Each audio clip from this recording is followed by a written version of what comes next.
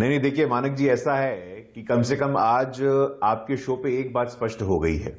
इस देश में बहुत लंबे समय तक गैर कांग्रेसवाद की राजनीति चलती रही। अभी भाजपा एक महत्वपूर्ण स्तंभ, एक पोल के रूप में इमर्ज हुई है। ये सब और भाजपा के इर्द गिर्द की राजनीति ये लोग कर रहे हैं। आपने बहुत अच्छा प्रश्न पूछा। ग्रैंड अलायंस, महागठबंधन, 6 दल थे इनके गठबंधन में। कुर्नी में 4000 मतों से विधानसभा में करारी शिकस्त का सामना करना पड़ा। इसके साथ साथ 6+1 कर लीजिए, वीआईपी से भी इन्होंने डमी कैंडिडेट उतारा था, वो 10,000 वोट हमारा खा लिया। तो मुझे लगता है कुढ़नी की जनता ने, मुजफ्फरपुर की जनता ने इनको आईना दिखाने का काम किया है। आप 77 की बात कर रहे थे, 89 की बात कर रहे थे। मैं एक लेख पढ़ रहा था मानक जी आपके दर्शकों के लिए। समता और संपन्नता, ये लेखों का संग्रह है राम मनोहर लोहिया जी का। आज जो स्वघोषित लोहिया के चेले हैं, उनसे मैं आग्रह करता हूं कि लोहिया का नाम लेने से पहले लोहिया का थोड़ा अध्ययन कर लें। उनका ये लेख है गैर कांग्रेसवाद और समाजवाद, किस प्रकार कांग्रेस देश की समस्या है और उसी कांग्रेस के गोद में बैठने वाले स्वघोषित समाजवादी आज 1 मिनट भी नहीं सोचते हैं तो लोहिया के विरासत के साथ अन्याय करते हैं, लोहिया के विरासत के साथ अत्याचार करते हैं। दूसरी बात मानक जी, बहुत अच्छी बात है, दूल्हा तैयार नहीं है, बारात तैयार हो गया है। दूल्हा कौन है पता नहीं है, सहबाला कौन है पता नहीं है। अभी दिल्ली में हुआ तो अरविंद केजरीवाल जी फेस बन गए, बंगाल में हुआ तो ममता दीदी फेस बन गई, बिहार में हर रोज नीतीश जी फेस बनते रहते हैं। तो कम से कम दूल्हे के नाम पे सहमति तो ले लीजिए, बारात लेके आप लोग पहले निकल जाते हैं। हमें समझने की आवश्यकता है मानक जी, हमारे राजनीति का व्याकरण बदल रहा है, राजनीति का स्वभाव बदल रहा है। जब गुजरात में इतना हिमाचल में आप हारे ना, ऐतिहासिक गुजरात के हिमाचल में तो दूल्हा नहीं था पहले, हिमाचल में तो कांग्रेस ने आपको हरा दिया, दूल्हा बाद में बना। उसी तरह देश में क्यों नहीं हो सकता? देखिए हिमाचल में मानक जी आप बहुत ही कीन पॉलिटिकल ऑब्जर्वर हैं। 43% और 43.9%, हालांकि first pass the post system है और हम अटल जी के संस्कार वाले लोग हैं। अटल जी ने कहा था हम विजयी हुए हैं, हम में विनम्रता है, पराजय में आत्ममंथन होना चाहिए। हिमाचल के संदर्भ में हम आत्ममंथन कर रहे हैं और निश्चित रूप से आने वाले समय पर गंभीरता से हम कार्य करेंगे। लेकिन आज आत्ममंथन, आत्मनिरीक्षण जिनको करने की जरूरत है वो किनके साथ हैं? वो लोहिया के आदर्शों के खिलाफ है, वो लोहिया के मूल्यों के खिलाफ है। परिवारवादी, अपराधी, भ्रष्टाचारी उनके साथ, उनके गोद में बैठे हुए हैं और ये सामाजिक न्याय की बात करते हैं। हम तो खुली चुनौती देते हैं आपको, आपका पॉलिटिकल विजन क्या है, आपका कैंडिडेट कौन है, आपका फेस कौन है, आपकी नीतियां कौन है। हमने कहा है कि आने वाले 25 वर्ष भारत के लिए अमृतकाल होंगे और हमने ये करके दिखाया है। आपको सत्ता सत्ता, पीएम कौन, सीएम कौन, अरे भाई देश का रोड मैप दिखाइए। आपका रोड मैप क्या, आप चाहते हैं क्या है? बिहार में पिछले 100 दिनों में अपराध के सारे कीर्तिमान टूट गए हैं। अपहरण हो, हत्या हो, रेप हो, अपराधियों को संरक्षण दे रहे हैं। आप अभी भी दिल्ली का सपना देख रहे हैं, मुझको तो समझ में नहीं आता है। आप विपक्ष एकजुट नहीं होगा, विपक्ष बिखरा रहेगा, कोई पीएम फेस नहीं है, आपस में ही लड़ मरेंगे। पहले भी कई बार फोटो अपॉर्चुनिटी हुई है, कुछ कर नहीं पाए।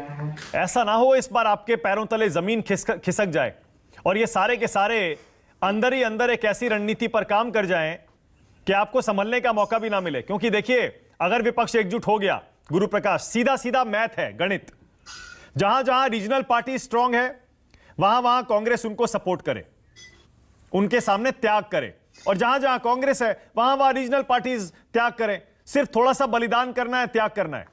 जिस दिन ये हो गया गुरु प्रकाश, क्योंकि सबको पता है अस्तित्व की लड़ाई है अब कांग्रेस के लिए और बहुत सारी पार्टी के लिए, अगर ये हो गया तब क्या करिएगा आप?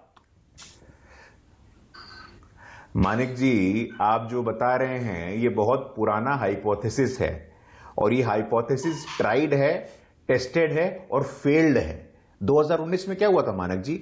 हम लोग क्या क्या कयास लगा रहे थे, हमारे मीडिया के मित्र क्या क्या कयास लगा रहे थे? सपा, बसपा, कांग्रेस एक साथ आ गई, क्या दुर्दशा हुई जाकर के। और सवाल ही नहीं खड़ा होता है मानक जी, मैं लिखित में देने को तैयार हूं। ये लोग जितने सत्ता के लोभ, लालच और मोह में काम करने वाले लोग हैं, इन पे सहमति बन जाए ये संभव ही नहीं है कि एक नाम पे इन लोगों में सहमति बन जाए। बिहार में तो सहमति बन नहीं पा रही है। जब अस्तित्व का संकट आता है गुरु प्रकाश, तब बहुत कुछ करना पड़ता है। तब पीडीपी से गठबंधन भी करना पड़ता है, तब कांग्रेस को शिवसेना से गठबंधन भी करना पड़ता है, सब कुछ करना पड़ता है। अभी जब 24 का इलेक्शन जैसे जैसे आएगा वैसे वैसे देखिए कैसे कैसे बलिदान करने को पार्टियां तैयार हो जाएंगी। नहीं, देखिए मानक जी, ऐसा है कि जैसे मैंने कहा 14 के बाद का आप कोई भी चुनाव उठा करके देखिए, एक नॉर्मल जो छात्र है राजनीति शास्त्र का, वो आपको बता देगा कि जो जाति के नाम पे, क्षेत्र के नाम पे, भाषा के नाम पे जो गोलबंदी करते हैं ना, उनका किला ध्वस्त हो रहा है। आज नीतीश जी 17 एमपी जो भारतीय जनता पार्टी के अनुकंपा से बने हैं, वो 17 सांसदों, मैं बीच में नहीं बोल रहा था साहब, थैंक यू। आज नीतीश कुमार जी जो 17 सांसद उनके पार्टी में हैं, जो भारतीय जनता पार्टी के अनुकंपा से बने हैं, ये 17 सांसद वाले लोग भी प्रधानमंत्री बनने का सपना देखते हैं। चलिए, ये लोकतंत्र है। और ये रीजनल प्लेयर्स ने आपको असेंबली इलेक्शन में हराया है गुरु प्रकाश, इतना हल्के में मत लीजिए। देखिए, ये आंकड़े हैं और ये जनादेश है। विधानसभा चुनाव के आंकड़े आपके सामने हैं।